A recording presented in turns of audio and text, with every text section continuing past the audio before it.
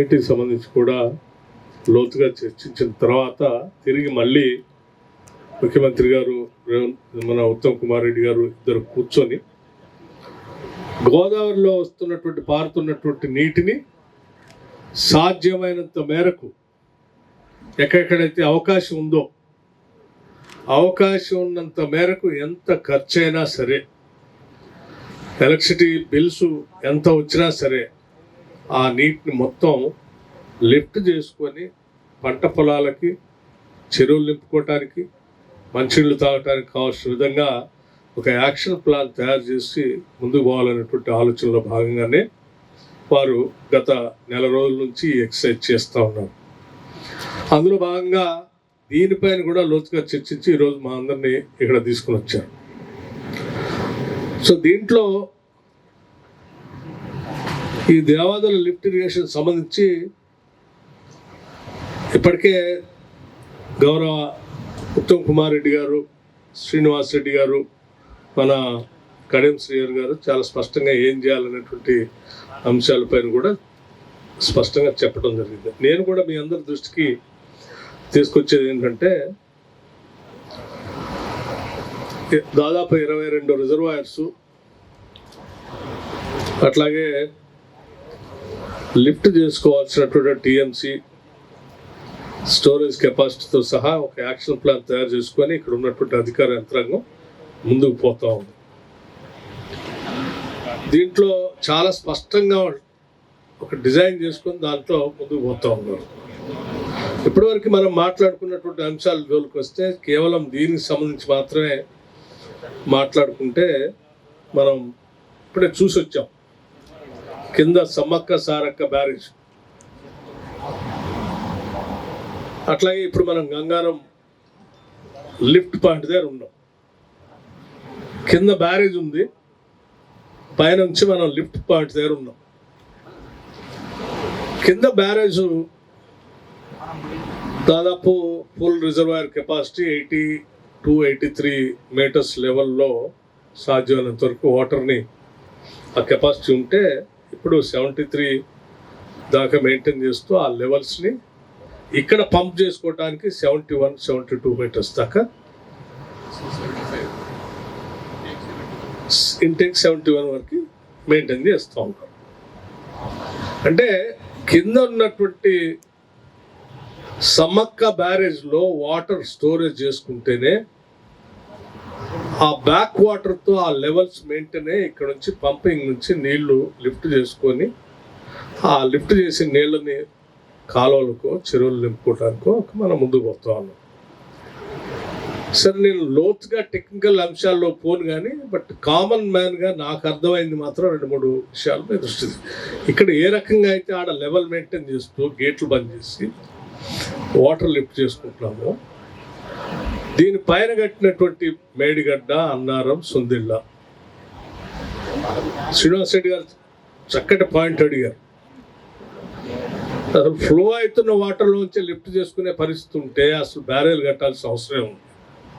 ఎందుకు కట్టారు? So basic common sense question. సరే, దానికి వాళ్ళు సమాధానం చెప్పాలి.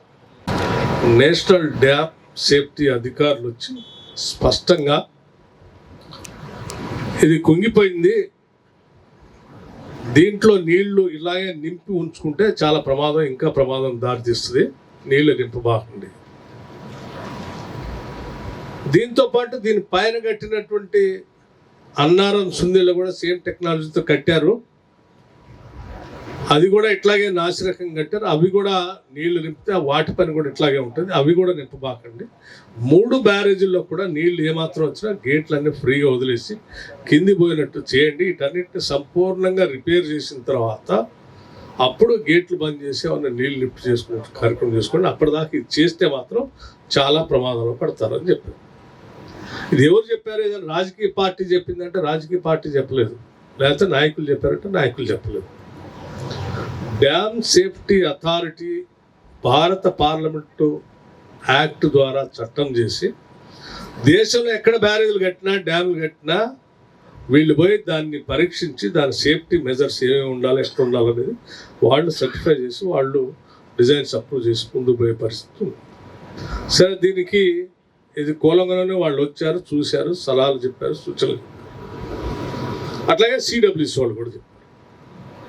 ఇప్పుడు వాళ్ళు ఏమంటున్నారు, టెక్నికల్గా డ్యామ్ సేఫ్టీ అథారిటీ వాళ్ళు, సిడబ్ల్యూసి వాళ్ళు ఏమో దీంట్లో నీళ్లు నింపబాకండి. మన రాజకీయ నాయకులు ఆనాటి టీఆర్ఎస్ ప్రభుత్వంలో ఇంజనీర్ల మాట కూడా చెప్పకుండా ఇప్పుడే కడియం శ్రీహరి గారు చెప్పారు, మొత్తం నేనే రంగరించి ఇంజనీర్లు అందరినీ పక్కన పెట్టేసి నేనే కాళేశ్వరం కట్టానని చెప్పిన నాయకులు కట్టడం వల్ల అది కూలిపోయింది. ఆ రోజే అసలు ఇంజనీర్లు చెప్పినట్టుగా కట్టి ఉంటే అది కూలిపోయేది కాదు. సో ఒకసారి తప్పు చేశారు, ఇంజనీర్లు చెప్పినట్టు చేయకుండా దాన్ని కట్టి కూలిపోయేటట్టు చేసి దేనికి పనికి రాకుండా చేస్తారు. అది ఎందుకు బాగోలేదు, ఎందుకు పోయినాయి అంటే ఈ ఇంట్లోనేమో మీరు ఇంజనీర్ల మాట వెళ్ళలేదు, ఎవరిది మీరు సొంతంగా మీకు కావాల్సినట్టుగా మీరు కట్టుకున్నారు కాబట్టి ఇది పోయింది. అదేమో ఆనాటి కాంగ్రెస్ ప్రభుత్వాలు ఇంజనీర్లు టెక్నికల్ అసిస్టెంట్స్ తీసుకొని వాళ్ళు ఆ రకంగా కట్టారు. ఆ పైన కట్టిన ఎస్ఆర్ఎస్పి కూడా ఇందాక ఉత్తమ్ కుమార్ రెడ్డి గారు చెప్పారు, ఆ పైన కట్టిన ఎస్ఆర్ఎస్పి కూడా కొన్ని దశాబ్దాల పాటు అయినప్పుడు కూడా చెక్కుచెర్ల అదే గోదావరి అది బాగానే ఉంది. మరి ఆనాటి ప్రభుత్వాలు కట్టినేమో చక్కగా స్పష్టంగా ఉన్నాయి, ఇప్పుడు మీరు కట్టినేమో కూలిపోతూ ఉన్నాయి.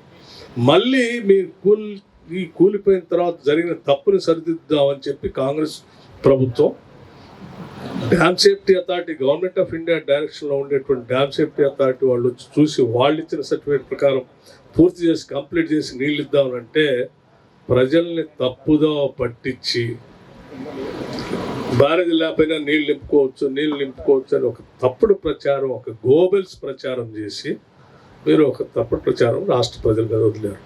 దయచేసి ఇప్పటికే చాలా పాపం చేశారు మీరు రాష్ట్రానికి. రాష్ట్ర ప్రజల సొమ్ముని లూటీ చేసి, దోపిడీ చేసి ఇరిగేషన్ ప్రాజెక్ట్స్ ఖతం చేశారు. ఇలా చేయబాకండి, ఇంకా తప్పుడు ప్రచారం చేయకుండా వాస్తవాలు ఇవి. మేము 100% టెక్నికల్ పీపుల్ గైడెన్స్ ప్రకారం అయిపోతాం తప్ప మా సొంత నిర్ణయాలు కానీ లేకపోతే నీలా గాలి మాటలు చెప్పేవాళ్ళ నిర్ణయాలు మాత్రం చేయం.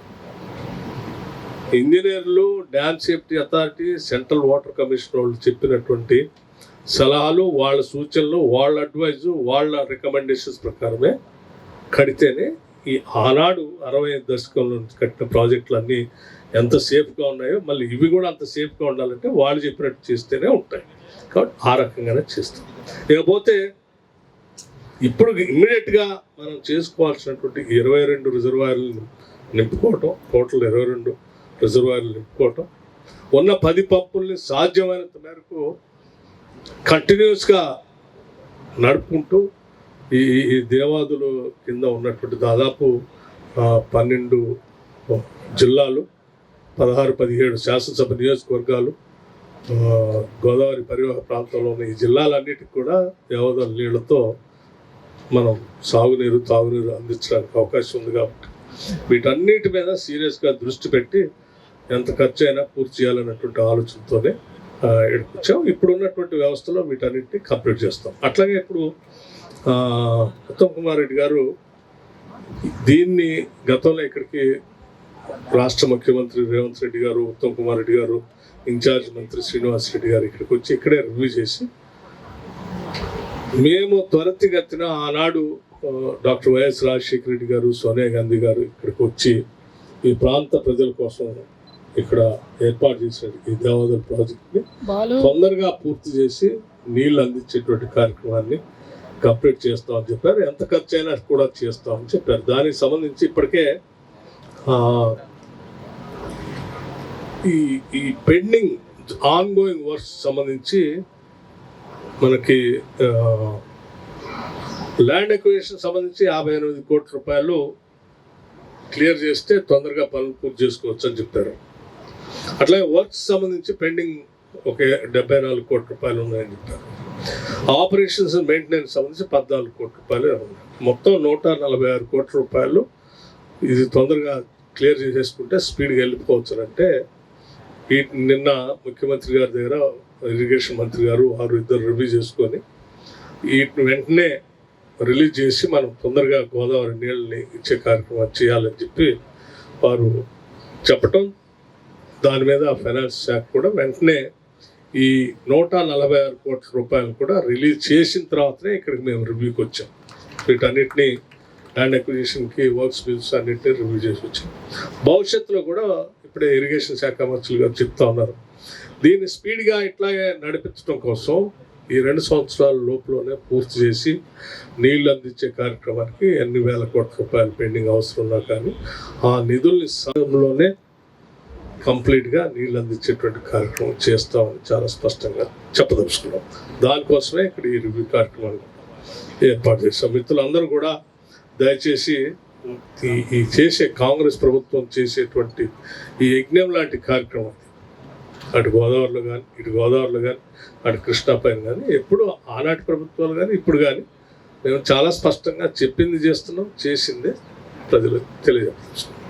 సో ఇక్కడ నుంచి ఈ దేవాదుల దగ్గర నుంచి లిఫ్ట్ అయ్యేంత వరకు ఇక్కడ నుంచి లిఫ్ట్ చేస్తాం. ఇక్కడ నుంచి కింది పోగానే సీతారామ ప్రాజెక్టు కూడా పూర్తిగా అక్కడ నుంచి ఎంత అవసరం అనుకుంటే అంత నీళ్ళు లిఫ్ట్ చేసుకునే కార్యక్రమం మొదలుపెట్టబోతున్నాం. తెలంగాణలో ఉమ్మడి రాష్ట్రాలు చూసుకుంటే ఆదిలాబాద్, కరీంనగర్, వరంగల్, ఖమ్మం జిల్లా ఈ గోదావరి పరివాహ ప్రాంతం. సో ఈ పరివాహ ప్రాంతంలో ఉన్న అన్ని జిల్లాలకి నీళ్ళు అందించాలనేదే basic idea of the then Congress government. ఇప్పుడు కూడా మా అందరి ఆలోచన కూడా అందుకే. సో దేవాదుల్ని సీతారాముని తీసుకుంటే ఆనాటి 2 ఉమ్మడి జిల్లాలో ఉన్నటువంటి అనేక జిల్లాలకి పూర్తి స్థాయిలో నీళ్ళు అందిస్తాం. ఆ పైన ఇప్పుడే ఉత్తమ్ కుమార్ రెడ్డి గారు చెప్పారు, ఆ పైన ఆదిలాబాద్కి, కరీంనగర్కి పూర్తి స్థాయిలో డాక్టర్ బాబాసాహెబ్ అంబేద్కర్ ప్రాణహిత చేవెళ్ళ ప్రాజెక్ట్ని చేపట్టి ఆ నీళ్ళు కూడా అందిస్తామని చెప్పారు. సో ఈ గోదావరి నదీ జలాలని సంపూర్ణంగా వినియోగంలో తెచ్చుకునే కార్యక్రమంలో కాంగ్రెస్ పార్టీకి స్పష్టమైనటువంటి ఒక యాక్షన్ ప్లాన్ ఉంది. దాని ప్రకారం తీసుకుంటూ పోతాం. మేము కట్టే ప్రతి ప్రాజెక్ట్ కూడా ప్రజలకు అంకితం చేస్తాం. నమస్కారం.